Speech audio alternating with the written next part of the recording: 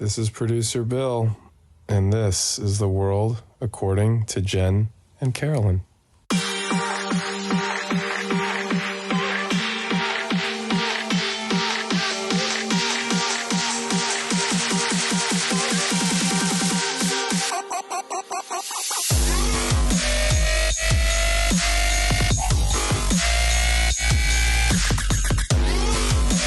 Hey, Carolyn. Hi, Jen. What are we talking about today? Cheater, cheater, pumpkin eater. That's right. We're going to be talking about why we as humans cheat on each other.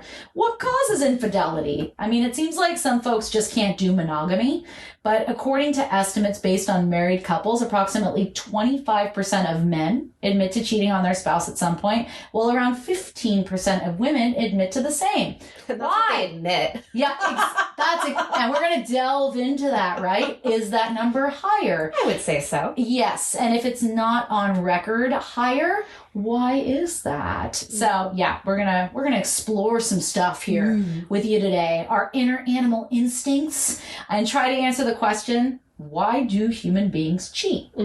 So a lot of us have done it, or it's been done to us, or we've been both victim and perpetrator at some point in our lives. But what's the deal with cheating? Now, Carolyn, have you ever cheated or been cheated on? This is a funny question for you to answer because never in a mutually agreed upon monogamous relationship. Okay. But in other relationships where, okay, in my moral defense, I don't really think those men thought we were even dating. Yeah. So I don't know if that really constitutes it doesn't. cheating. No. Okay. But nevertheless, I have consistently been the other woman way too many times. Oh, wow. Which is nothing to be proud of. And again, I know why I did that. I'm not going to go into that, but Yeah. I've been her. Okay. I've been her. You've Never in a marriage. Pick me! Never in a marriage. I swear I don't watch Grey's Anatomy. Okay, got it. So you weren't a homewrecker? No, not that I know of, but I like to secretly think they're like Yeah, shit fantasizing happens. about me still. Yeah. That's right? fucked up, right? You're a narcissist. Yeah, I am. Go back and re-listen to our episode. And we're not, we should probably say this at the outset here. We're not trying to judge anybody. You know, shit happens. Absolutely. But if you're Newt Gingrich serving your wife on her cancer bed in the hospital with divorce papers and you're cheating, you might be a piece of shit. Yeah. Plus Newt Gingrich, and philandering, just a piece of shit. Yeah. Like, you know, again, there's lots of different things. These were all things that I will say I did in the past. I cannot say for sure I wouldn't do it again. I don't ever think you should say never when you don't know what's in front of you. Yeah. But I can say pretty wholeheartedly I've never cheated in mutually monogamous relationships. I've never felt that need to. Got it. If I have, I've ended the relationship. There you go. Good. You did the adult thing. Good person. Yeah, I hate to categorize things as good and bad, but that's really nice. That's I think how it should be, right? When you're an adult. Yeah, I haven't always been so adult. I have cheated. I'm not proud of it. I've never cheated on my current husband. Just want to put that out there, and I don't think I would because I'm very satisfied with him. There's nothing that's unfulfilled. Yeah. Whereas the person that I did this to, there was a lot of unfulfillment, and I wasn't mature enough to be able to say this needs to end 100%. I still had one foot in that relationship and was looking elsewhere simultaneously. Well, and being the other woman many times, talking with these guys who were cheating on their girlfriends, that usually was something was going wrong in the relationship, or they were trying to get out, or they just were doing what they were doing, and it was sort of like the beginning of the end. Yeah. And I was there for the scrubs. Okay, there you go. You're no like commitment. A seagull. I just get the good parts, then you go away. The relationship seagull. All right, so before we explore why people cheat, let's take a look at some of the most infamous acts of infidelity in modern history, according to, and who knows better, divorce lawyers from Galbraith Family Law. Divorce lawyers probably really know their shit, and it's so funny. I look for various lists, and these divorce lawyers all compile these lists. It's great. That's hilarious. I want a divorce lawyer with a sense of humor. Actually, I don't want a divorce lawyer, period, but if you have to get one, let's have if you got to do it, let's make it fun. Yeah. All right? So Infamous acts of infidelity. Number 1, Bill Clinton and Monica Lewinsky. If you remember, I did not have sexual relations with that woman. Now, Bill is rumored to have been a notorious cheater. Oh, yeah. Good I know. Are you surprised? No. Now, JFK and Marilyn Monroe. Happy birthday, Mr. President. I'm trying to make that as ridiculous as possible. Brad Pitt and Angelina Jolie. Team Aniston. I know. We all know how that ended. That made me angry. Poor Jen. We love her. We love her. I didn't know about this. So David Letterman and somebody named Stephanie Burkett.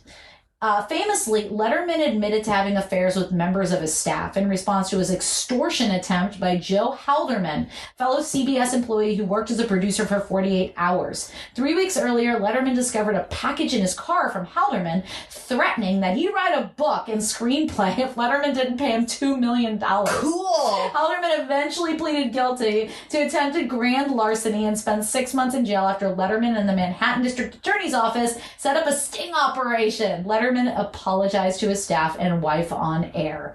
Wow. And Stephanie Burkett, an assistant of Letterman who was romantically linked to him and Halderman, was subsequently removed from the show. Okay, so I want to watch the movie of this. The The woman loses. And we're going to get into this. So David Letterman kept his job.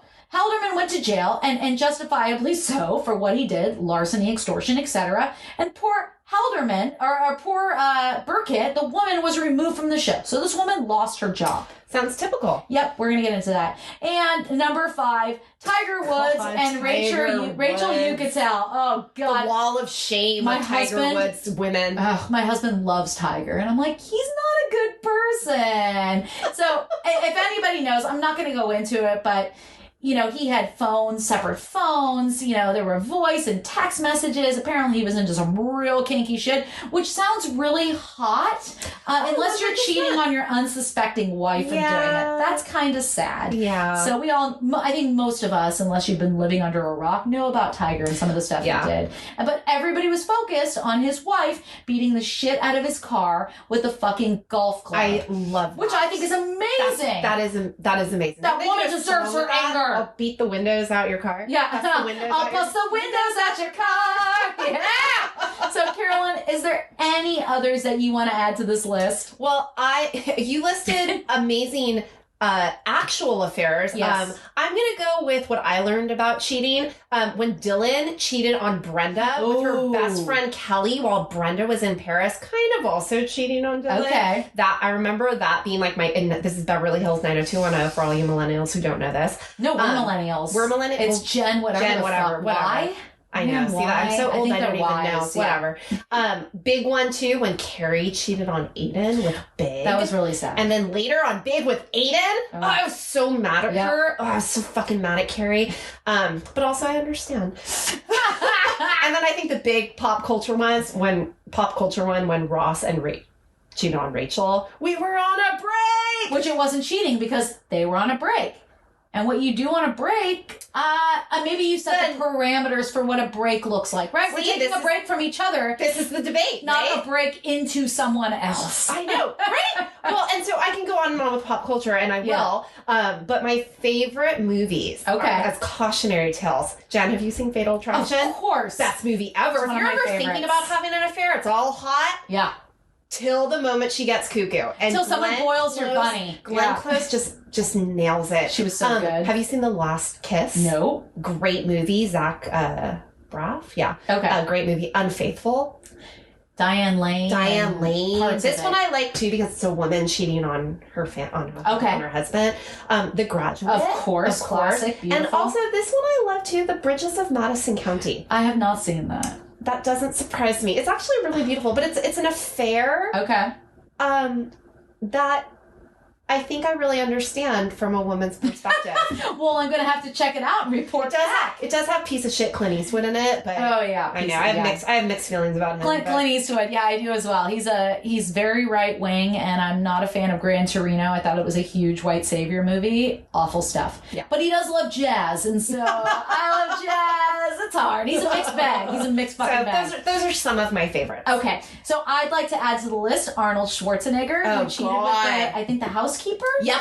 And then this is... And the kid looked exactly like him. It's crazy. Like how Maria Shriver, like, didn't know. Yeah. And who cheats on Maria Shriver? I don't. You don't cheat on a Kennedy. The Kennedys cheat. You don't cheat on a Kennedy. God damn it. And this one, Gary Condit and Chandra Levy. Oh, yeah. Now, I believe he had an affair with her, and I also believe he killed her. Ooh, but he denies both allegations. That's anyway, true. Want to know some of the most common places where affairs start? Well, I know where most of mine did. Okay, so this is from another law firm, another family law firm, the law offices of Jeffrey Bloom. Go figure. Yeah. Okay. So the workplace is number one. Oh yeah, that was a big one. Duh. When I cheated, that's Me too. where I met my dudes. Yeah. The gym. I get it. You're all sweaty and sexed up and looking good. Social media. That makes sense. Yeah. Bonding over a shared commitment to a common cause and seeing a person be selfless can quickly stir up the ingredients of an affair. Oh, we're making food for the homeless. That's fuck. Okay, cool. What is that? Like you're in a protest and you're like wanting to get it on? Maybe. Oh, okay, I can see that. Oh, you hate the Iraq War? I hate the Iraq War. Let's bone. Let's bone it out. All right. Yeah, cool. Surprisingly, church. With the pastor? I don't know about that, but that's more manipulative. although I am listening to a Dateline special about that right now. It also involves murder. Anyway, I also think too that I'm going to add this to this list. Old flames coming back, not twin flames, but actually people like from your past, like sliding into your text messages. Coming, I guess that's social media. But have you ever had the experience of like an ex like being like, let's go grab a drink? Like many a times with someone I was broken up with, or we were both with other people or something, and then we just get want together. Yeah. Yeah. It hasn't happened in a very long time because I'm very clearly married and have been so for almost 10 years. So people are like, I ain't gonna fuck with that bitch. So why do people cheat in the first place? That's a great question. Right? And I found this Today article to be very informative. According to the article, findings are based on responses from almost 2,000 registered users of Ashley Madison. Is that still around? Ashley Madison is still around. So Ashley Madison is a platform where you can go and cheat on your spouse. And there's an app for everything. Yeah, and so the survey was then turned into, well, the findings were published in the Archives of Sexual Behavior. Now I know there's an Archives of Sexual Behavior. I know what I'm going to be looking at for porn and stimulation.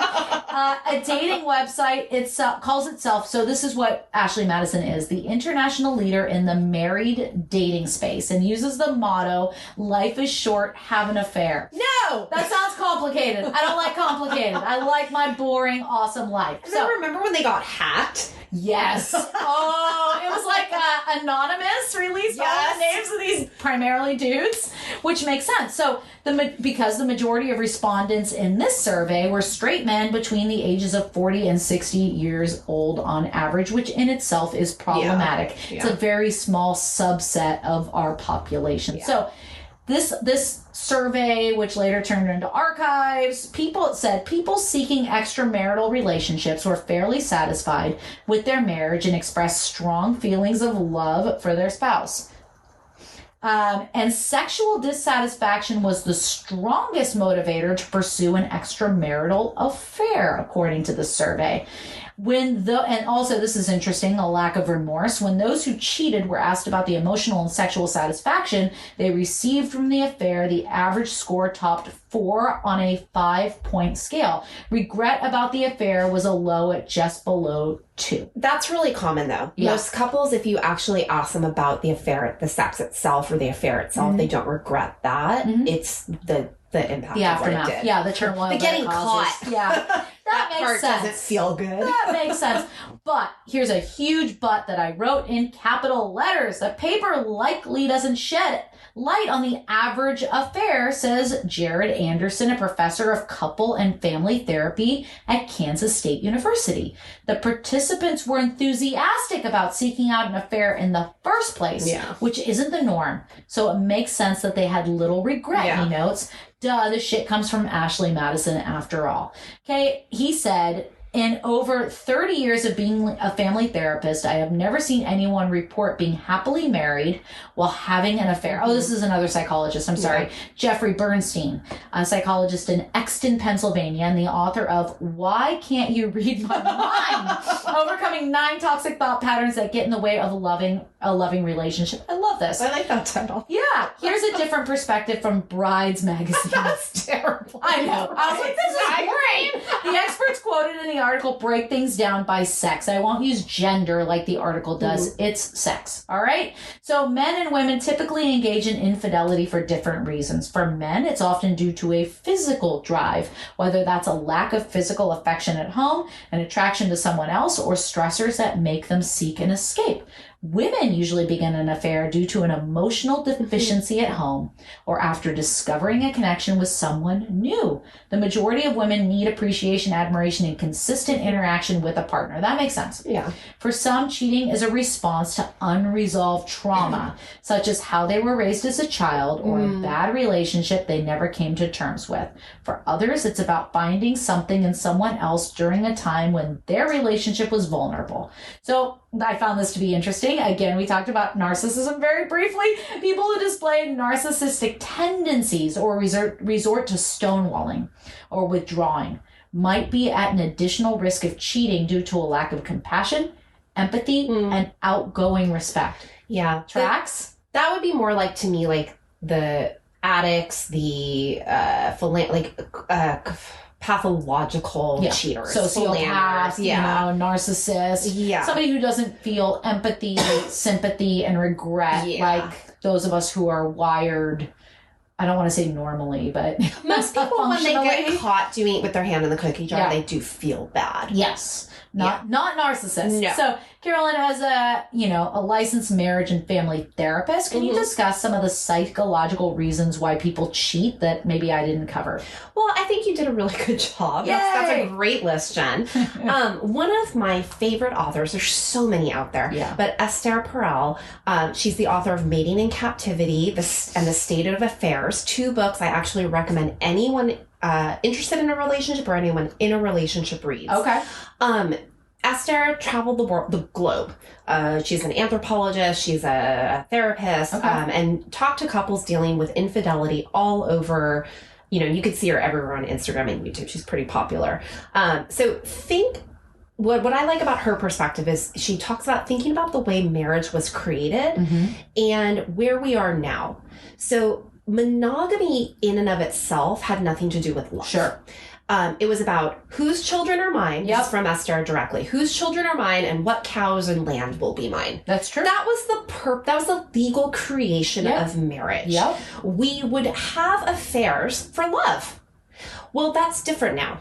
Now we get married and we're supposed to have it all. Okay. And what ends up happening is we want our marriage to give us everything. Yeah. And you're married, Jen. Does your marriage give you everything 24/7, 7 days a week, 365 days of the year? No, of course not. Yeah. And you wouldn't expect it. Sexually speaking, though, it does. And I don't feel compelled to seek that sort of gratification outside of my marriage. Yeah. But I need friendship with females. Yeah. I need hobbies. Yeah. Like our podcast, no. Is this preventing us from cheating? I don't think it's healthy if you're like, my husband's my best friend and I get absolutely everything that I desire and need as a human being from that relationship. That's weird. It's weird. I don't understand that. Yeah, it's not natural. Or at least it dies off in the first couple of years, right? Yeah, totally. So there's also another problem inherently that I want to talk about. There's no universally agreed upon definition of what constitutes infidelity. Yeah. Or what constitutes cheating. Yeah. So even when you and I were talking, I was like, well, we weren't really together, but we kind of were dating. So was that cheating? Well, I didn't ask them. So, so Esther offers this definition of an affair: a secretive relationship with an emotional connection to one degree or another, and sexual alchemy. Mm-hmm. I love her writing is like eating a bowl of pasta. It's so delicious. It's fulfilling. It's very. And she has this beautiful phrasing of the kiss you imagine and fantasize giving to another person is as exciting, if not more, than the actual sex. Oh, okay. And it's very, in this day and age too, it's I mean, it's always been easy to cheat if you really want to, but it's pretty easy nowadays in modern times to cheat. For sure. And it's pretty easy to keep it a secret. Yeah. The other side of that, though, is, back in the day, if you got cheated on, maybe you'd find a receipt. Maybe you'd find lipstick on the collar. Maybe you'd find a credit, something else. Now, when someone cheats on you, you can look at text messages, phone calls, photos, and she has a beautiful phrase that it's like being cheated on in modern times is like being cut with 1,000 cuts over and over again. It's extremely traumatic. It's extremely painful. Yeah. So going back to why people cheat. So I was really excited to this episode. I'm actually really surprised it took us this long to have this one. I specialize in couples therapy, and it sounds weird, but it's not one of my favorite things to do, but it's pretty frequent, like treating affairs. One, it's going to cost you. It's going to cost you a lot of money. Yeah. So if you are thinking about that, just word to the wise, we're looking at every week, hour-and-a-half sessions. And that's at if you least for a year. Decide you want to try to salvage your marriage. Yeah. Try divorce, especially when kids and community property are involved. Holy shit. It gets dicey. And we're not saying this to say stay in an unhappy relationship. No. Just don't. You gotta think about this shit. You gotta think. Yeah, don't think with your dicks or your vages. Yeah, so I'm trained in something called Gottman Method by the Gottman Institute, which is a research-based organization that provides resources and tools to help couples build and maintain healthy relationships. This is based off 14-year-plus longitudinal studies that predict divorce.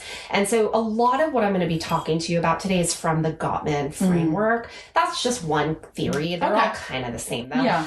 And so, like I said, it's one way of conceptualizing relationships and helping couple. Like I said, you did a really good job in those articles, but I want to break down some of the smaller details that lead to some of the reasons that you listed. Okay. So yes, unresolved emotional issues from the past or present could also play a factor as well as other stressors. No one could have ever predicted a pandemic. Yeah. I had some what I would think were pretty happy couples. Pandemic ended it. Wow. They could not. Well, they had to spend 24/7 together. That's a real test of one's relationship. I think so, too. Especially if you throw a toddler in there. That was my situation. Well, exactly. And so you can't always, when some people say, well, I would never do that. You never say never. You don't judge. You don't judge, and you never know until you're in someone's shoes.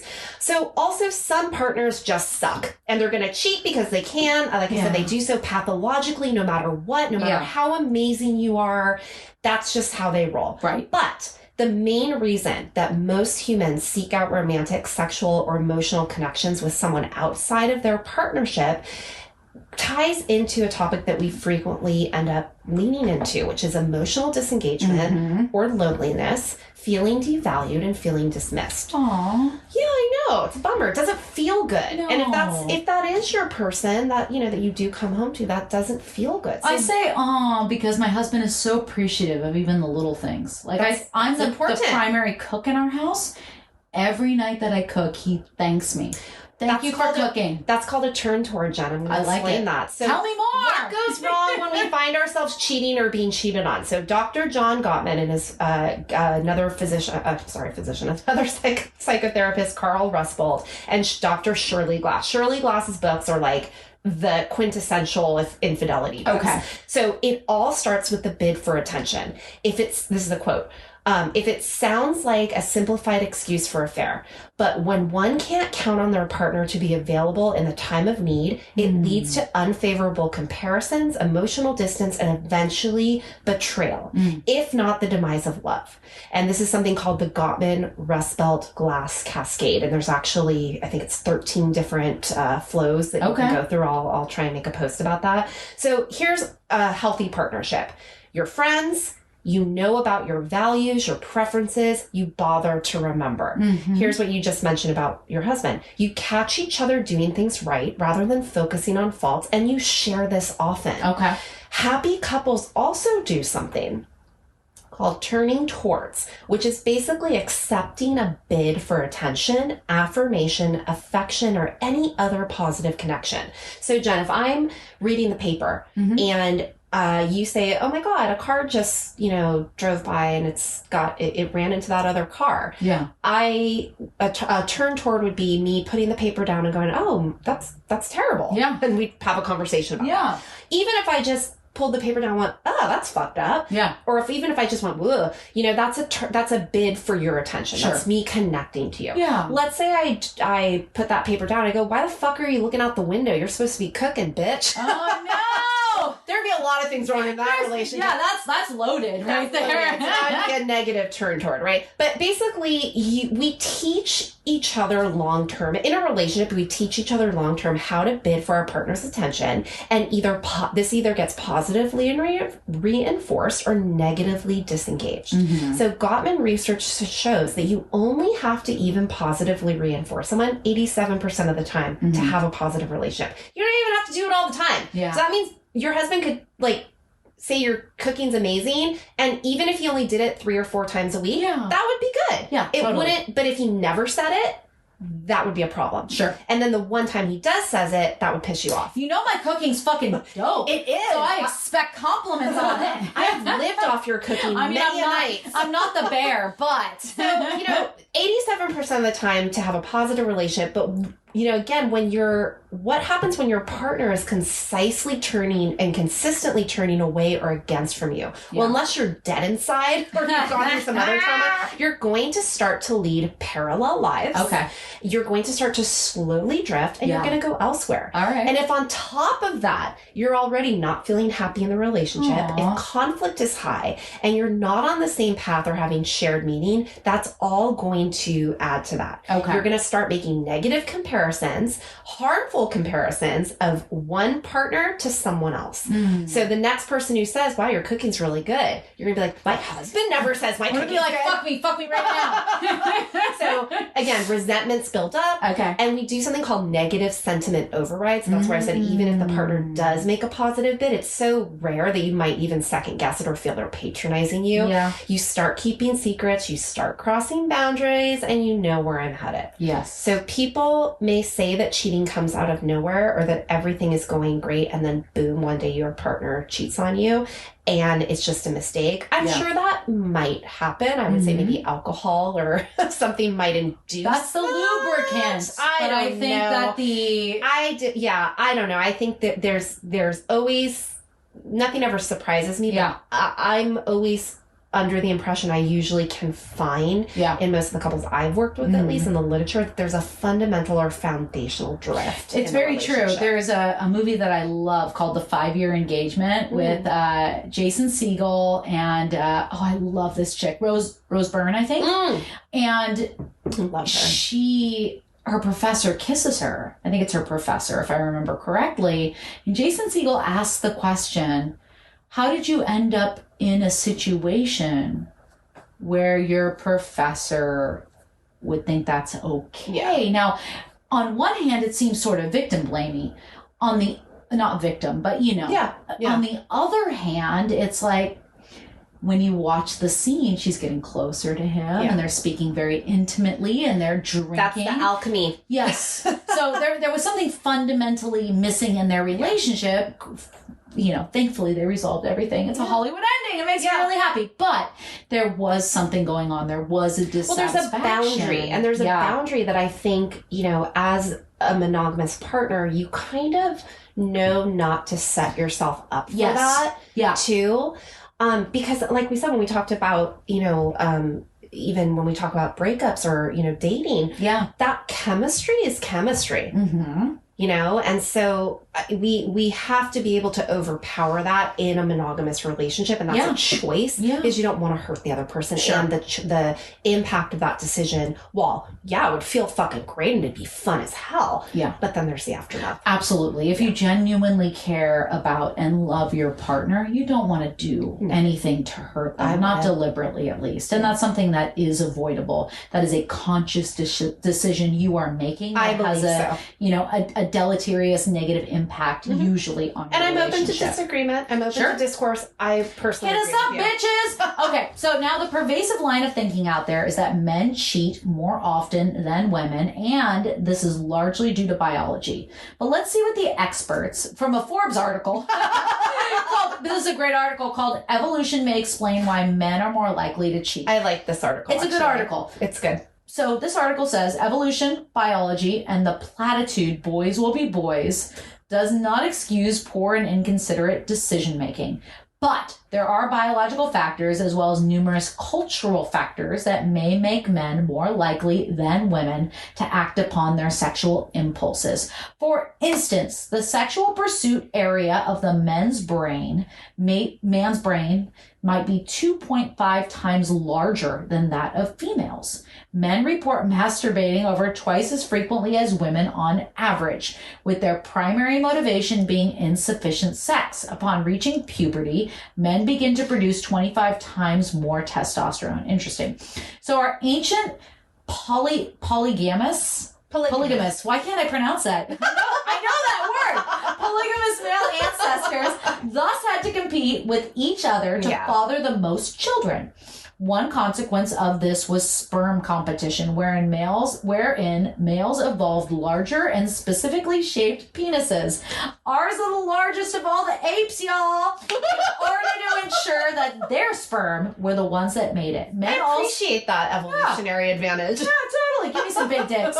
Men also evolved to produce more sperm, leading us to develop relatively large testes. There are some cute balls out there. Since the birth of monogamy in humans, however, our testes may have somewhat shrunk. Interesting. While chimps, still in their harems, that's literally what it's called, have maintained the largest testes of all apes. Not surprisingly, the purely monogamous gibbons have the smallest. I thought that was fascinating. I'm fascinated by all this. Animal sex, human sex. Gibbon balls. Yeah, let's go to the zoo and observe. Just not the San Francisco Zoo, because none of the animals ever come out of hiding. Someone's job is measuring primate balls. It reminds me of in Clerks, the original Clerks.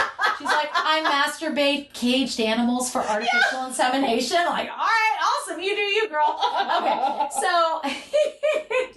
so the explanation behind the behavior differences of the sexes has been accepted for a long time. Since females birth and nurture the children, they must invest more in finding a worthy mate.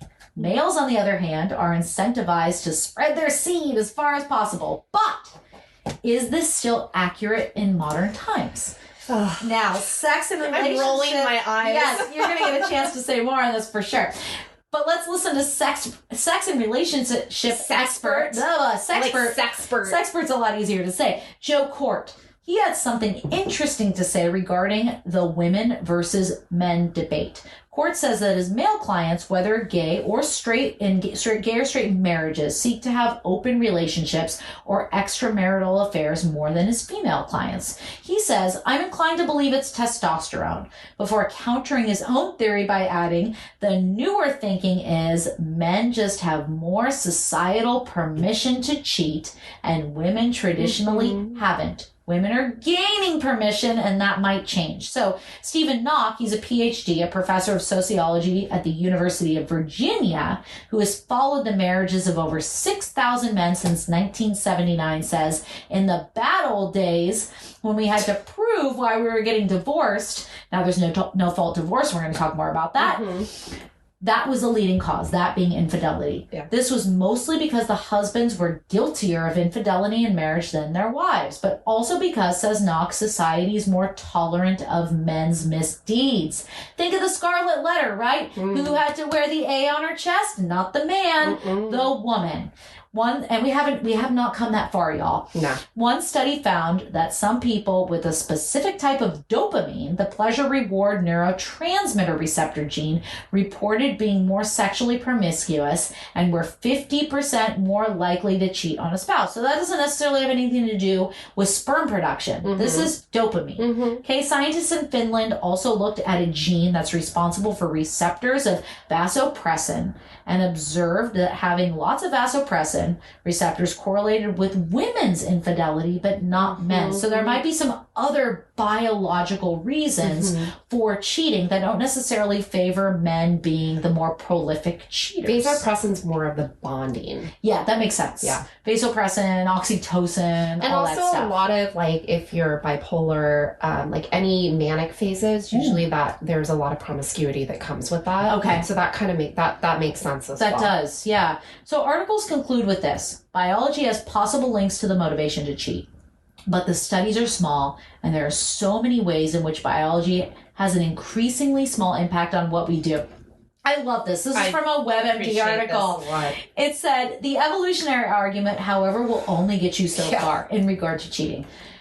One could argue that men also used to beat the shit out of each other with clubs. But outside of some parts of the Bronx, this is the part I love, this practice is generally frowned upon, right? So men have fucking shit. Yeah, men have learned to control that urge to beat the fuck out of each other when they disagree on something, which is also associated with testosterone production. Yeah. But you're telling me that they can't control the urge to cheat? Yeah, I don't like when anyone uses biology to explain current behavior. It feels like a pass. We're not apes. No. We are the minute we decided to be social creatures, our nervous system shifted, and that's what polyvagal theory is. It's the difference of what becomes societally acceptable. Yes. And so that's like saying that to me, that's the same thing as saying, well, there's no homosexuality then because animals don't do it. Right. Well, animals do it. Yeah. But you can't make that same, you can't always make that same comparison. So that makes me really irritated. So I appreciate that. Well, why don't you give us some psychological rather than biological reasons why men specifically cheat, or at least reasoning that doesn't rely solely on testosterone being the primary reason. Well, again, it's cause and effect, right? Okay. Cheating, we talked about this before. Cheating is a choice. Mm-hmm. No one is forcing you into this. Yep. And it's a behavior. And to me, it's the same thing as someone saying, well, I want to lose weight, but I keep eating potato chips. Well, if I dump a bunch of potato chips on the counter, are they going to jump into your mouth? No. You have to put them in your mouth, and before that, you have to go buy them. Yes. So this idea that anyone gets a pass or is not responsible for their actions. Yep. I don't care what your reasoning is here. But, again, what I would kind of attribute this to is here's where I will give some men a pass. Okay. We don't teach men how to socially communicate in a good way to have these difficult conversations. That makes sense. I don't want to say we don't teach. I don't like the way I phrase that. But, this is very much about, hey, if you want to go do that, go do it. Just tell the other person what your intentions are. Right. And they're likely not going to agree, and then you're going to have to figure some shit out. Yeah. And so I think it's more that. But I like what an article that we found from Robert Weiss in Psychology Today, 13 Reasons Why Men Cheat. Okay, I love 13 Reasons Why. Hated that movie. So one, I'm going to go through this list really quickly. So immaturity. If he does not have a lot of experience in committed relationship, or he doesn't fully understand what his actions will have consequences. So that makes sense. I think immaturity is often the reason anyone really gets into themselves behaviorally into trouble. Yeah. This is a big one though. Co-occurring issues.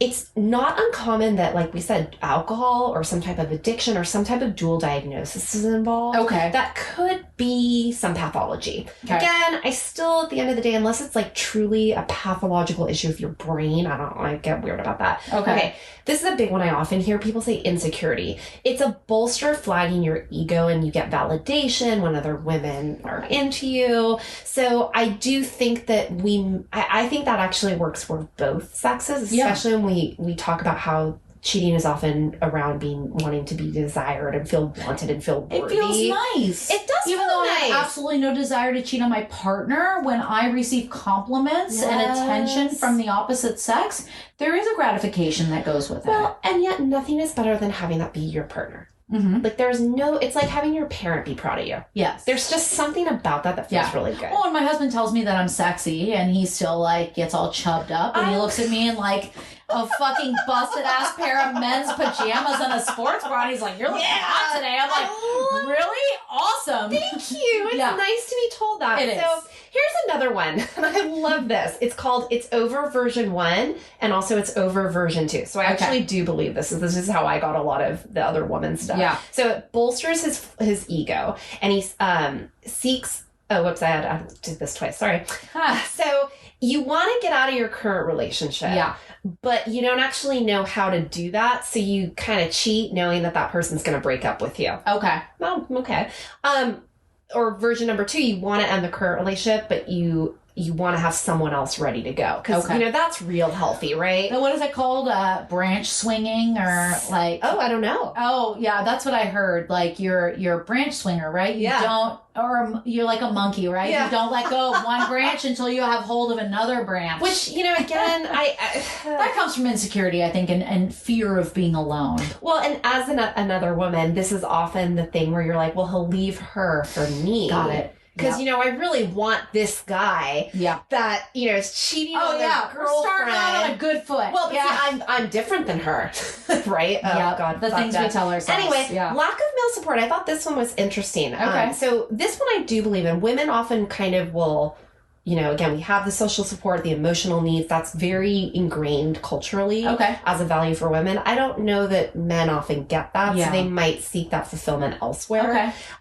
Confusion about limerence versus commitment. We talked about that. Totally. Oh, I'm so attracted. Oh my God, this is love. No, it's not. Yeah. It's your fucking dick. It's lust, dog. Yeah. Anyway, so, okay, I hate kind of this one too, like child abuse. Like, just because you were abused or you have some attachment intimacy issues, maybe I'll go with that. But again, I think that's... But also, I have... Like then every person who was abused would be like consistently just like my buddy that I called my cousin who ended up being a serial killer who experienced abuse in the home.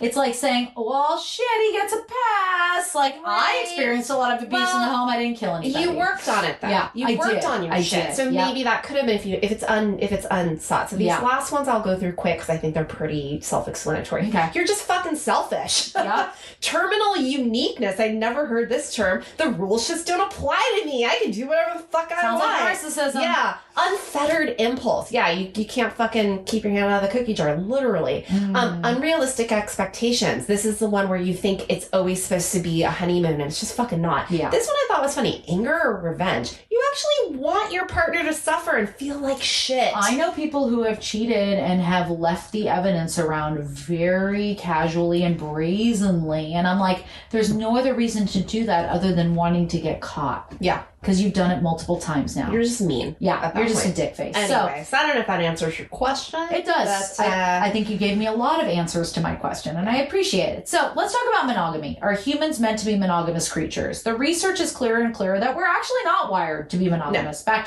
to Dr. Court again. We make choices to be monogamous, again, back to what Pearl says, on purpose for children, family, or property, right? Mm-hmm. So for human beings, monogamy, it's not biologically ordained. And there's an evolutionary psychologist named David Buss from the University of Texas at Austin. He says humans are in general innately inclined toward non-monogamy.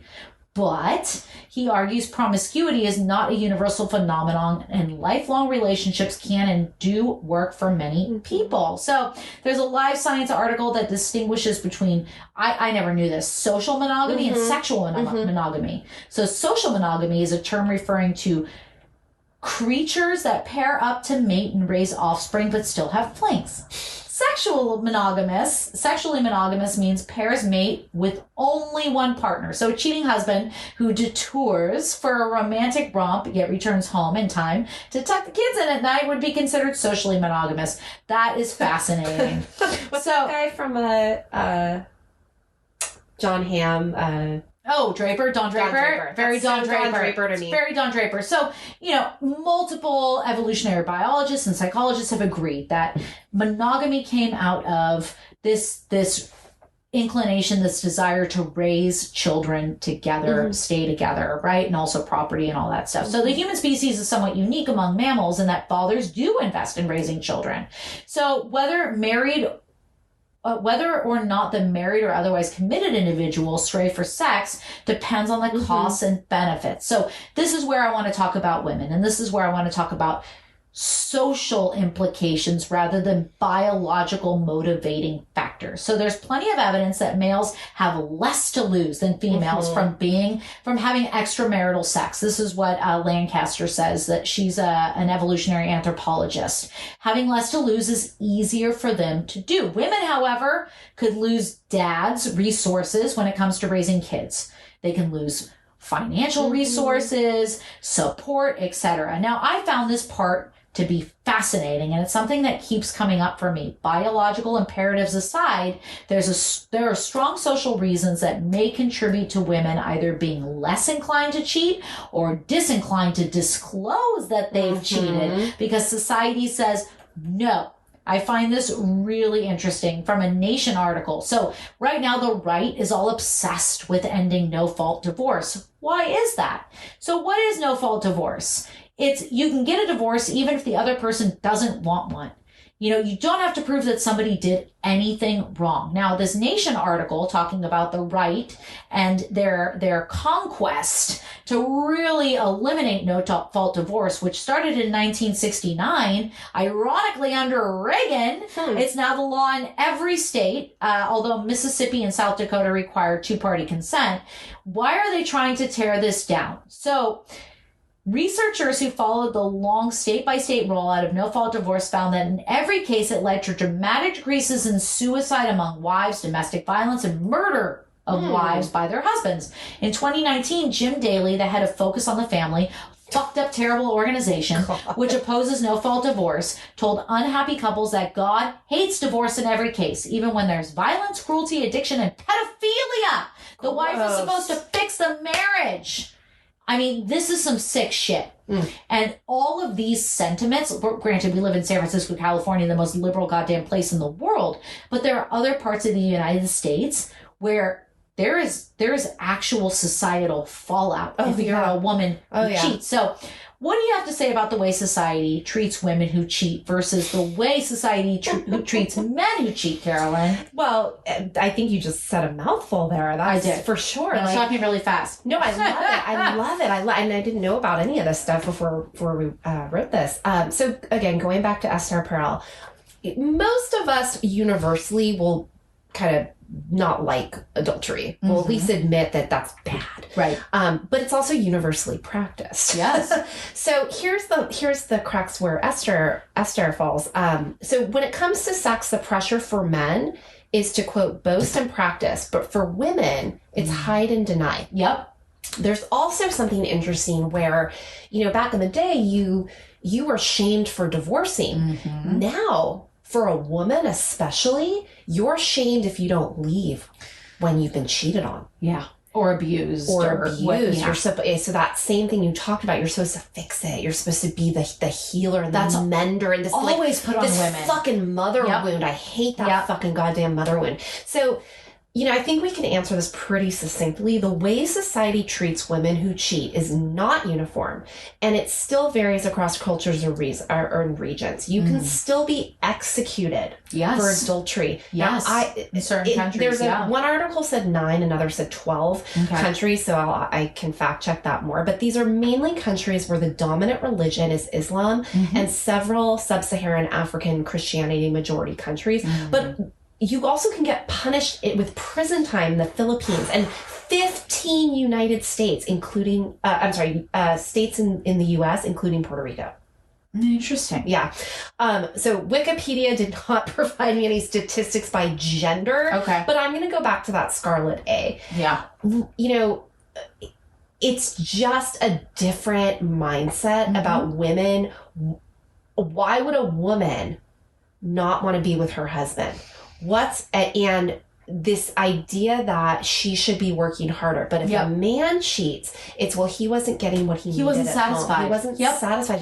He had to go elsewhere. So again, it goes back to that fucking stereotypical biological imperative. It's so anti-feminist. And I know so many feminists who are like, nope, men cheat more because of biology. And it's like, do you really want to say that as a feminist? Like, why don't you look at the sociological and psychological conditions that are out there that, you know, disproportionately adversely impact women. Yeah. So I think we can see this until we can even kind of neutralize the playing field around sexual partners, male versus female. Yeah. You're going to see that astronomically fired back against women. Yep. When they seek to have sexual relationships outside of their marriage. Yep.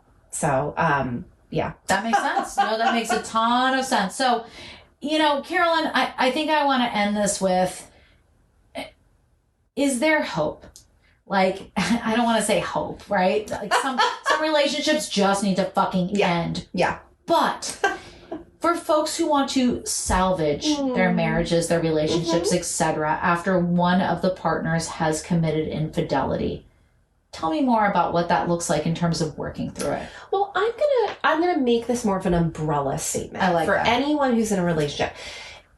Being cheated on is a kind of betrayal. But when you go back to that definition that Esther Perel, that it's something secretive, that yes, there's a sexual alchemy, but there's a secretive relationship. There's something that you're pairing. That doesn't always have to be sexual. Yeah. So having that kind of relationship is something that you can do without cheating.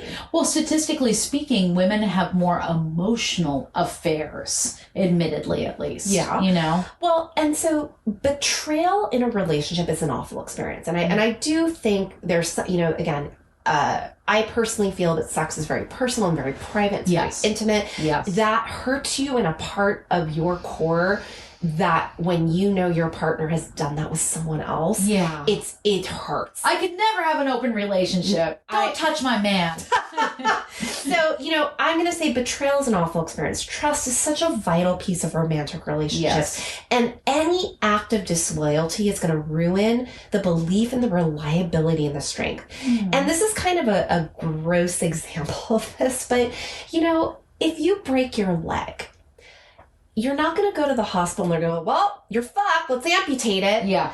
They're going to say, okay, what kind of break is this? Let's look at this. How can we reset this? What do we need to do to safely heal, rehab, or actually, you know what? We do need to amputate this. Yeah. And that's often how I explain, it's a weird example, but that's how I explain a lot of things that therapy can do and healing can do. So let's start with, like you said, not all relationships should be mended, helped, or salvaged, right? And that just may be. Dennis Ortman, a PhD, wrote about the 6 stages of healing when transcending something called PISD, post-infidelity stress disorder, which, like PTSD, renders the cheated on partner in a state of psychological anxiety, irritability, rage, emotional numbing, and flashbacks. And remember what I said, modern cheating gives you a play-by-play. I think I would be in that category. Yeah. I think I would perpetually dwell and would not be able to shake that anger. Well, most partners want to know why. Why? Where? When? Why? How? And it's really important to an extent that the person who did the cheating give the other person some of that information. And also if there's any indictment of the partner who was cheated on, I did this because you weren't fulfilling my sexual needs. That I would immediately get defensive and be like, fuck you. Come on. Couldn't we have had a conversation about this rather than you going out and fucking somebody else? Well, now you know why therapy for affairs is really complicated. Now I know why. You have clients. Yeah. Well, so first, so the answer is yes. In fact, sometimes this can, Esther often says you're going to have several relationships with your partner in your lifetime, and some of them are going to be with the same person. Okay. So first of all, you're going to have to get really honest with yourself and honest with your partner, and take some time to actually really think about, and again, this is complicated. Like you said, if we're just talking about you and me and no one else, that's one thing. But what do we do when we have kids? What do we do when we have finances? What do we do when we don't have the finances to do this? Or we're both working, we don't have time to go to therapy. Right. So research shows very strongly that affairs can be salvaged, and especially if they're disclosed up front, and especially if they're willing to end the affair. Okay. I hope that if your partner is not willing to end the affair, I think you have your answer there. Right. But you'd be surprised, Jen. So does each partner, there's a couple questions you want to ask. Do each of the partners want and believe the relationship is even worth saving? And that's a hard question to ask when you have the post-infidelity stress disorder. That's like asking someone right after they got in a car accident if they want to go to lunch tomorrow. They can't answer that shit. Well, the answer is no. But they can't answer that stuff. So, if that's a yes, then yes, you absolutely can work on processing the resentments, the anger, the pain, the hurt, and all the emotions. Allow time and effort to heal the break, and maybe even, often they say when you break a leg, it grows stronger. Interesting. So do you think you can be happy again. Were you ever happy with this person? Yeah. So here's what Dr. John Gottman says. This is when it's always going to be a no. And if you're contemplating this right now, I hope you're listening. Yeah. When most couples, it is also when if a couple came into my office, I would have no problem giving them an honest opinion. Yeah. Does the partner not view cheating as wrong, immoral, or unethical? That's a big red flag. Yeah. Has the partner had a casual, dismissive perspective on the cheating? That's a big red flag. Does the partner refuse to take responsibility for what happened? That's like what you said. That's a big red flag. Do they have a long history of lies and deception? That's that once a cheater, always a cheater phrase. If they cannot communicate openly, or they're going to continue to be very secretive, that's a really big red flag. And if they refuse or cannot empathize with the pain and distress caused by the cheating, that's a big red flag. Yeah. And all relationships, not just romantic ones, exist in a constant loop, Jen. Harmony, conflict, repair. Yeah. That's normal. Totally. There's no such thing as couples who don't fight, argue, or get mad at each other. Fighting is normal. There's also no such thing as couples who don't fantasize sometimes. That's totally okay. Hey, I watch the Vampire Diaries. Those guys are sexy as fuck. When I'm diddling, I'm not thinking about my husband. I'm thinking about Damon from the Vampire Diaries. Keeping it real. And he knows those. Oh, that's even better. I All love good. that. All So, good. you know, the real masters versus the disasters, which is a Gottman term, is how well can a couple manage the repair and do so without contempt, and something called attunement. And this is the basis of all trust in a relationship. If you're going to have an affair and you want to make it work, be prepared to consistently offer your partner. Don't wait for them to need it.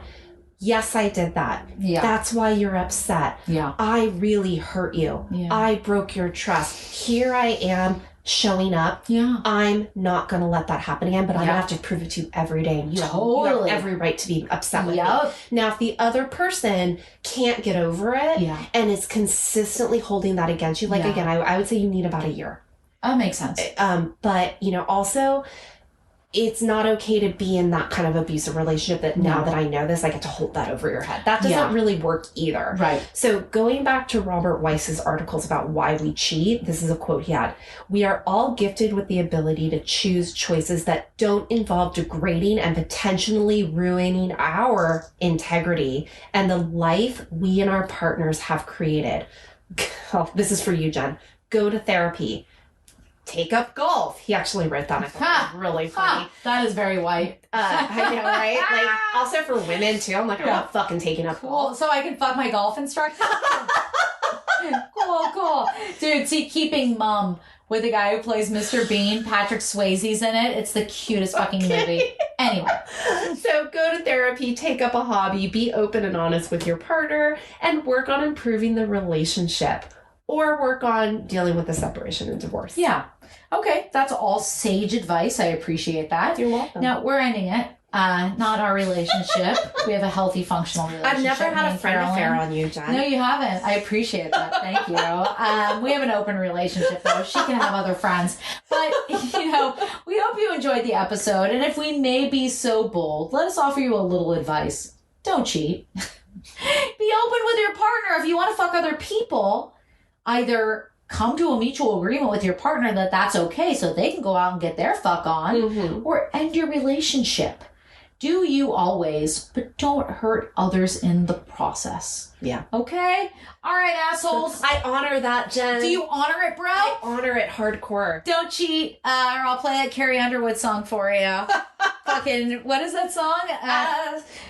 Call my name into the side of this pretty little souped up four-wheel drive. I love how, like, what's that song again? I know every lyric. I know. Fucking chick anger. All right, everybody. Love you all. Bye. Give us 5 stars and all that shit. Bye. Behave, everyone. Yep.